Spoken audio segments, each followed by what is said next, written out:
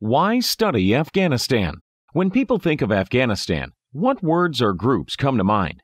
Mujahideen, Taliban, Al-Qaeda, Soviet invasion, Rambo 3, and 9/11. Today's news is filled with countless stories of impending doom for the government of the Islamic Republic of Afghanistan.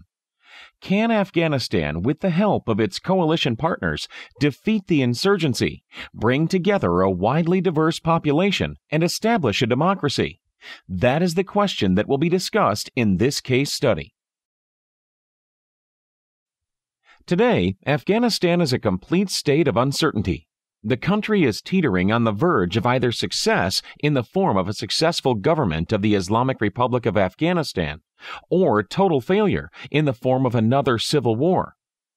Understanding the people, especially the tribal, religious, and overall social dynamics, as well as the history of the nation, is critical. However, there are two major things causing this uncertainty today: the ongoing presidential elections and the announced NATO force drawdown by 2016. After a hugely successful presidential election and runoff election in the spring and early summer 2014, the actual selection of the presidential-elect took much longer than anticipated. The original inauguration date of 2nd of August 2014 was postponed at the request of the international community in order to allow for an independent recount. President Karzai, the current president, agreed to stay on until the new government has formed, so as to maintain continuity of government, without which the country would fracture. The cause of the delay, both parties claiming massive voting fraud during the initial and runoff elections.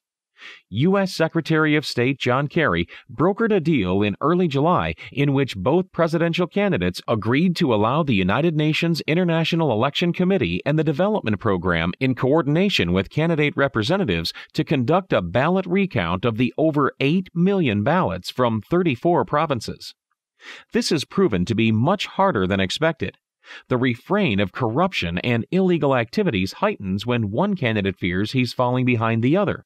The stated goal, supported by both presidential candidates, to have a new president elected and in place by the 4th of September 2014 was not met. The United States and their NATO partners announced they'll withdraw all combat troops by the end of 2016. Looking back, after the Soviet withdrawal from Afghanistan in February of 1989, the loss of economic and political support sets the conditions for failure of the current government. In fact, the Soviet withdrawal directly resulted in a civil war and the rise of the fundamentalist Taliban government. So understandably, the 2016 withdrawal of the United States and NATO partners raises questions about the future stability of Afghanistan.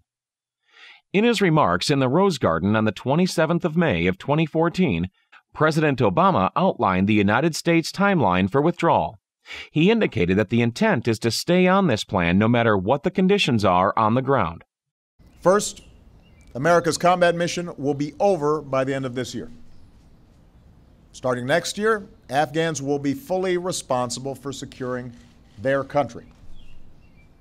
American personnel will be in an advisory role. We will no longer patrol Afghan cities or towns, mountains or valleys. That is a task for the Afghan people. The question we must ask ourselves is whether a time-based drawdown is the best strategy for the long term. The decision to rapidly draw down in Iraq provides an excellent example of what Afghanistan could become if we do not fully think through the multiple levels of effect across all social, defense, economic, and political pillars. We're currently bombing the forces of the Islamic State of Iraq and Syria that are using weapons we provided to the Iraqi army. The mobile artillery that the Iraqi army abandoned is now being used by the ISIS forces.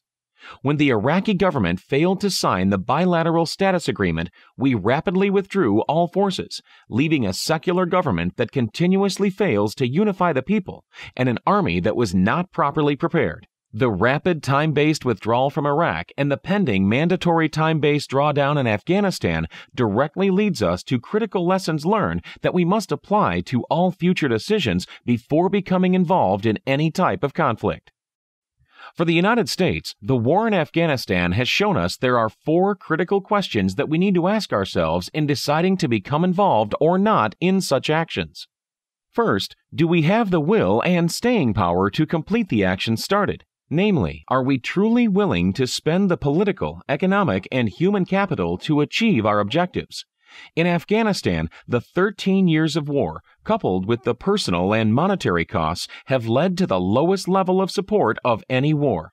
As recently as May of 2014, 70% of Europeans and 68% of Americans support the full withdrawal of troops. Regardless of whether any goal has been achieved, public opinion is that it's time to leave. The second question is the one that must be asked of our allies. Are they in it for the long haul? What are their true intentions, weaknesses, and strengths, military, economic, and political, and their commitment to the cause? In Afghanistan, we've seen that each country in NATO has their own rules and agreements that shape their participation in the coalition.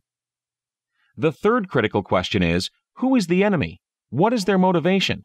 Are they driven by economic, religious, political, or historical factors? What are their strengths and weaknesses? Finally, the fourth critical question is, what is the world landscape in which the decision is being made? Is it an independent action or truly a coalition action? What are the secondary and tertiary potential effects of the decision? These 4 questions frame the strategic and operational decisions to be made, but there are many other critical areas to explore, especially in a counterinsurgency like Afghanistan. Lessons learned. Once the decision is made to become involved in a conflict, we must next understand the essential elements required to achieve success at the operational and strategic levels. Provide time, space, and security for the fledgling government to grow.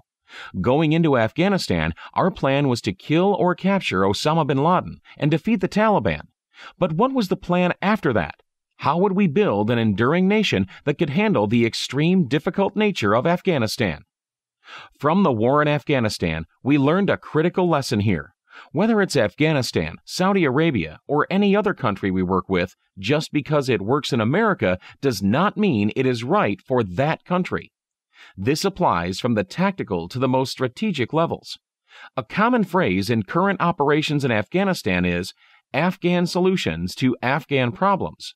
For the first 10 years of the war, the NATO coalition solved the Afghans' problems for them. All too often, this is the default solution, namely to set the systems up or do the work for them because it appears more productive in the short run.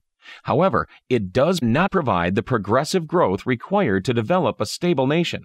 The long-term solution to any insurgency lies in helping them develop systems that they're capable of doing and can sustain. So over the last 4 years, the International Security Assistance Force, ISAF, has progressively moved away from being the doers to being trainers and guides. Under the Security Forces Assistance Program, we've assisted them in working towards a stable government. A progressive crawl, walk, and then run approach is critical in a counterinsurgency. And at all levels, people must be okay with failure and not achieving our standards while the nation develops. These lessons are truly timeless. The world today is full of opportunities to apply these lessons, or fail because we relearn them. The lessons learned in Afghanistan can be applied in any counterinsurgency. For example, northeast of Afghanistan off of the Black Sea sits the Ukraine, an ethnically split nation with the eastern half, especially around Crimea, being predominantly Russian. For the government of the Ukraine to be successful, they needed to have assimilated the ethnic Russians into a larger sense of nation similar to that of many Western nations. The lessons of deliberate and thoughtful engagement prior to going to war can and should be applied to our decisions about how to act while fighting extremist groups in Libya, Syria, and Iraq. The same decision framework can also be used to study historical insurgencies such as Rwanda and Vietnam. The scoping methodology discussed directly leads back to the main question: can Afghanistan, with the help of its coalition partners, defeat the insurgency, bring together a widely diverse population, and establish a democracy? The answer to this rests on 3 critical factors. First and foremost, the election must produce an effective leader who will unify the government so that it can continue moving forward. The next critical element is continued long-term commitment from other countries, which includes political, economic, and military support. We do not want to witness a fragmentation of Afghanistan similar to the one that occurred after the Soviets withdrew both military and economic support.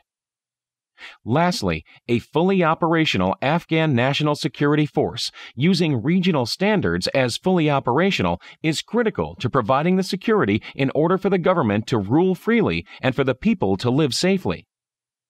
If all three of these critical factors are achieved and properly implemented, Afghanistan can succeed.